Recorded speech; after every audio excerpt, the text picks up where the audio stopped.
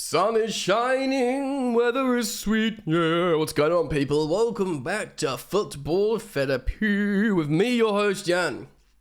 I hope you're doing well, friends. I really do hope that.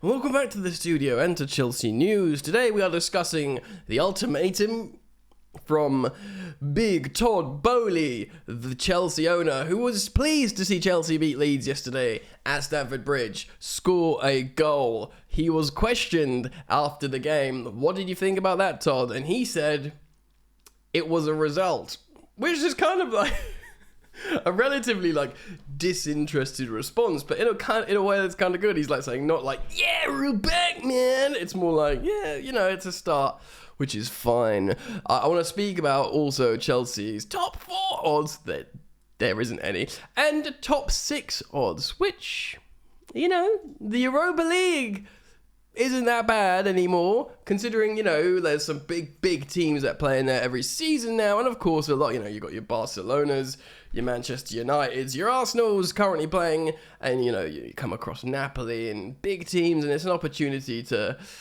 just play other players, and ultimately I think it's important with a big squad that we will have to play in Europe. I'll talk about the odds for that as well.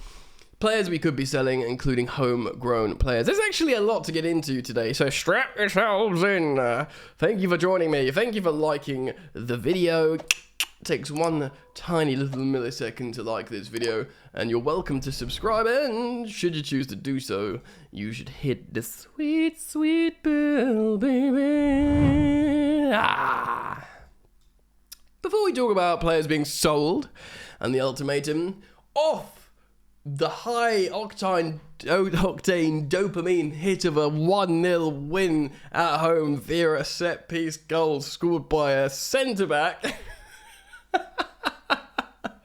In the trenches we are, ladies and gentlemen. So following that, I want to talk about Chelsea's top 4 odds, top 6 odds, and I guess 7th and 8th get you the Conference League.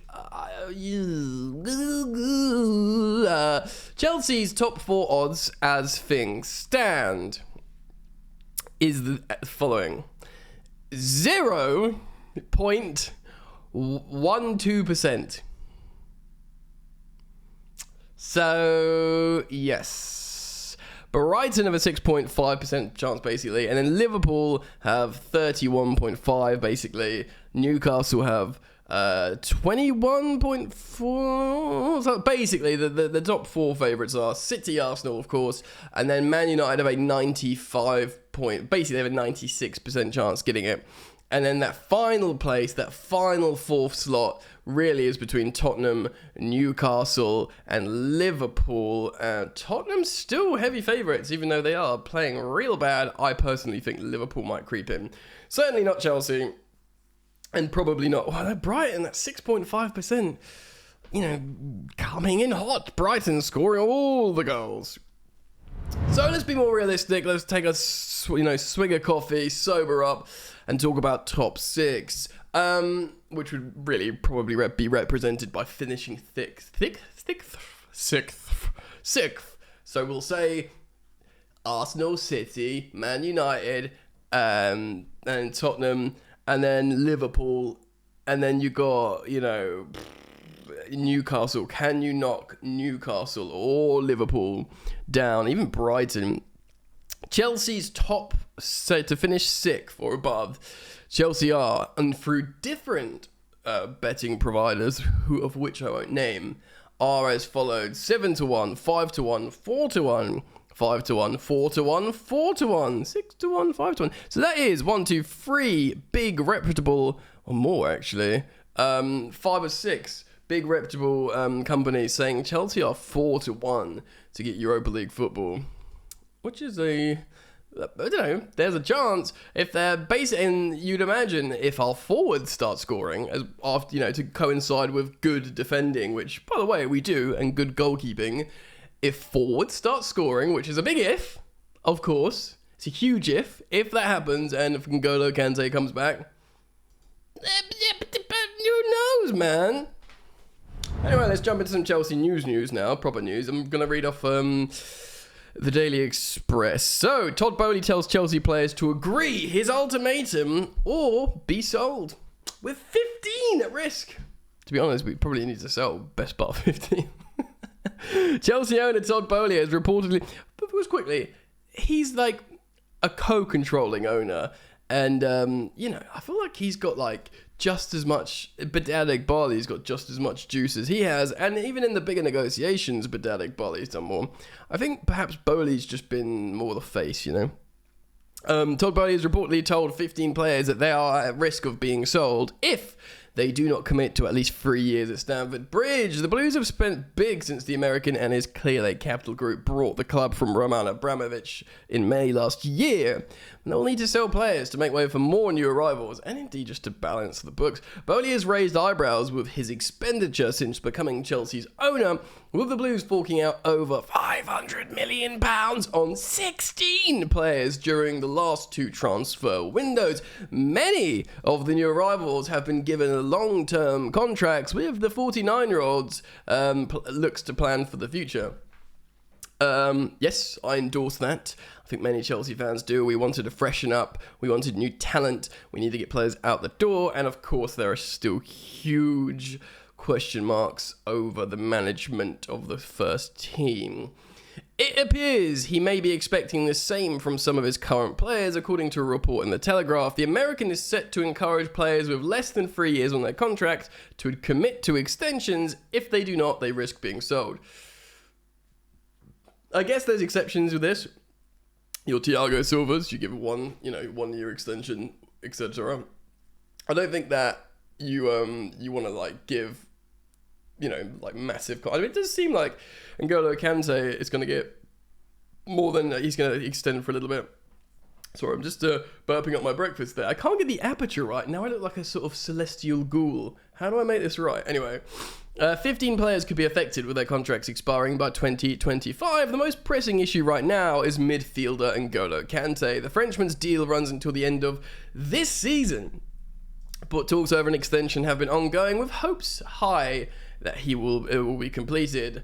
Yeah, interestingly, I think his extension would be for quite a lot of time as well. It's interesting considering he's in his 30s and has his injuries issues. But like I've said on the channel before, you're sort of banking on N'Golo Kante sorting out his long-term injury issues, being like brought in properly and recovered properly, touch wood, fingers crossed and all that.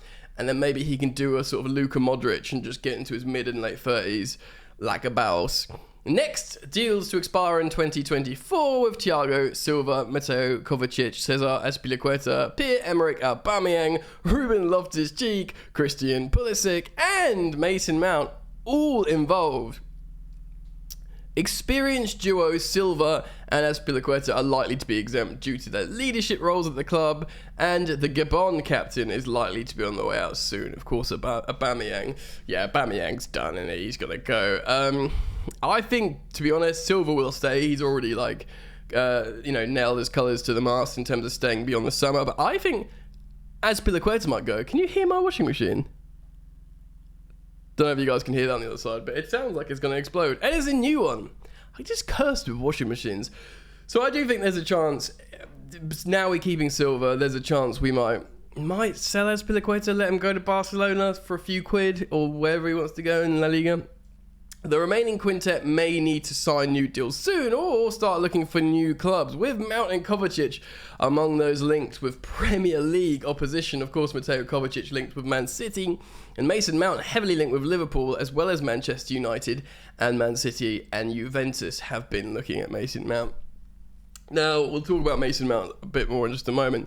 Of course, Mateo Kovacic started last night in midfield with Enzo Fernandez, and if he is seen to be a legitimate option in a first-choice starting 11 that can develop some chemistry together, then you sign him up. Because one thing we all agree is Kovacic is an excellent player, but if we are indeed going to spend a lot of money and bring in another high-profile first-choice level midfielder, then, maybe you sell the likes of Mateo Kovacic. And, of course, we've still got people like Zakaria that we need to make a decision on. And if N'Golo Kante does come back and is fit, if you say, right, Graham Potter, or right, Chelsea manager now, you have a fully fit N'Golo Kante and he can play a lot of games, they say, okay, he starts next to Enzo Fernandez, and they're like my first choice midfield partnership.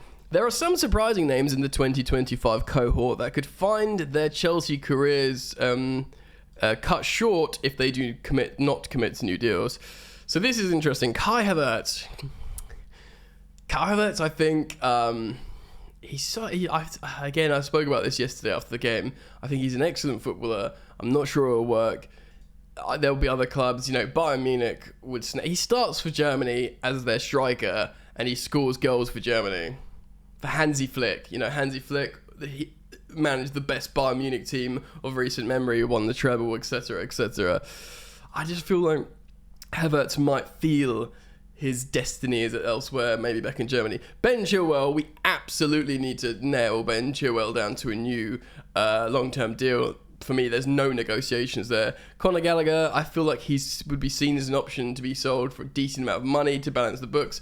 It's important to mention at this point, Chelsea, for financial fair play, the way they amortise these new signings over long contracts, with these players that they're selling from the academy, homegrown players, because they're completely paid off their free assets. They immediately top up financial fair play. They're just massive injections, financial fair play injections that that count for so much more than a player that you've purchased from Europe, a senior player. So they are massive. That's why Chelsea know they've got all these sellable assets that will make loads of money. So Conor Gallagher represents that massively, because even if he doesn't make the 50 million we quoted Crystal Palace, if we sell them for 30 million, that's huge. 30 million goes immediately into the immediate financial year. Lewis Hall, I think, will keep because he's got big potential. He's still a teenager. He may even go on loan. Edouard Mendy, I think he will go. Kepa Arrizabalaga, I think will probably, if he carries on playing well, I think he will just about keep his first team spot and will buy a second choice goalkeeper. And Ziyech, who I think will go, they're all in doubt. Chelsea are likely to be willing to lose Ziyech after he came close to a move to PSG. Absolutely. They will not be keen on parting ways with the likes of Havertz and Chilwell. Certainly Chilwell, but I just don't know of Havertz, man. It remains to be seen how the situation will play out with the Blues. We'll have to see in the coming windows. Look, on this financial fair play, free cash flow injection, there's your Conor Gallagher is a massive example, but another one is Ruben Loftus-Cheek, and caught offside are writing this. According to a report from Calcio Mercato, Italian giants AC Milan are keen on signing the 27-year-old midfielder at the end of the season, and Chelsea could sanction his departure for a fee of 25 million euros. Now, this is pretty wild. I think he'll have 1 year left on his deal.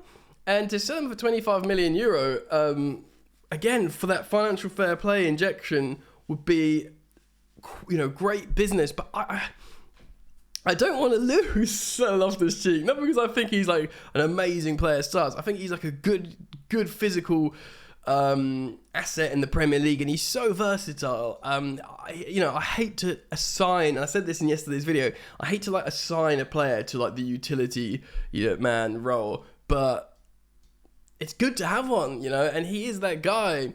Loftus-Cheek has been a useful player for Graham Potter this season, but Chelsea are hoping to bring in better midfielders by the end of the season. But he's played wing-back yesterday in a winning game.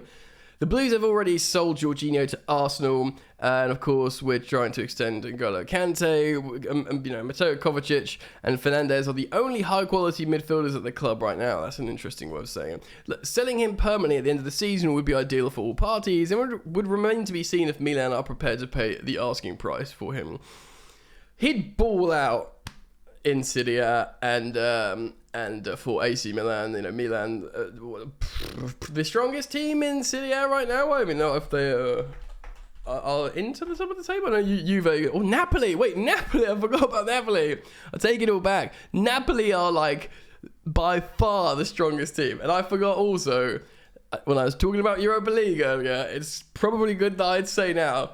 Right now, not in Europa League, very strong Champions League team. 65 points. And bloody 17 points clear. to Lazio in second, but then of course both Milan clubs 1 point behind, joint third and fourth place, certainly not in the title race, but you know, of course the current City are champions. I do think Ruben Loftus-Cheek would ball out over there. You know, he's good passing range, technical, he can just carry the ball through the lines out there as well, and he's probably tactically resolute because he is so positionally versatile, and he was very tactical out there. And of course he would have spoken to his Cobham boys, Tomori, Tammy, and you know, others who are out there, and they probably would have told him great things. Again, free money for the Chelsea team thing, you know, people. So Mason Mount, okay, yeah, I think there's a very good chance Mason Mount will go. I listened to the London is Blue podcast when they did a live one from Classic Football Shirts in London. The Americans are over at the moment. You know, recommend the podcast. And Matt Law said he both him and Nizar Kinsella, who neither of them are Chelsea fans, by the way. They're Villa and United fans, respectively, and they spoke about how it would be really bad for Chelsea to lose Mason Mount. And you know, Matt Law said he sees it as an effing disaster. You know, one of the highest production value for the Chelsea team in the last few years. Genuinely cares about the team, genuinely cares about his teammates. Will get into fights, he won't want to lose. He's got that, he understands the winning mentality from the golden eras. He's always been keen to get better. He can take a corner, he can take a free kick, can play different positions. But is he going to work in the forward planning of Chelsea? He suffered under Graham Potter. You know, Lampard loved him, Tuchel loved him, Southgate loved him, and Potter loved him early doors. He says, like, this guy's amazing in terms of how he trains and what he can do. Of course, he's not using him at the moment, but what if Graham Potter gets sacked and there's another manager that comes in and says, don't you dare let Mason Mount go. Like, you know, Klopp wants him, Pep wants him, other teams want him. These managers understand what he can do and what he can offer. You know, he can play in the front three, he can play in the mid three. You know, like, he'd probably turn him into, like, Pep would probably turn Mount into like a Bernardo Silva sort of like thing in terms of offense. But, you know, Mason Mount's got a high profile, like, dare I say, a Bernardo Silva profile anyway, like, level in his own right, because he's more maybe midfieldery. Anyway, whatever. Point being, managers would want him. But then again, the same thing as, you know, Conor Gallagher, Ruben Loftus-Cheek, Mason Mount, they all offer unique chances for the new ownership to just inject serious money into the immediate financial time scale of the books. I'm not an accountant, but I understand how, because they're homegrown assets, they just immediately go into the kitty. You know, as opposed to the, you know, with European purchases and all these things that are like stretched out, they immediately can juice you up. Anyway, what do you think? Very interested to learn people's thoughts on where we are, where we're going, what squad-wise, who stays, who goes. If the gaffer goes, will he want different and use different players? Comment down below. It's quite a long video today. If you've enjoyed it, please like it, comment, and you're welcome to subscribe. That's it. See you soon. Ciao.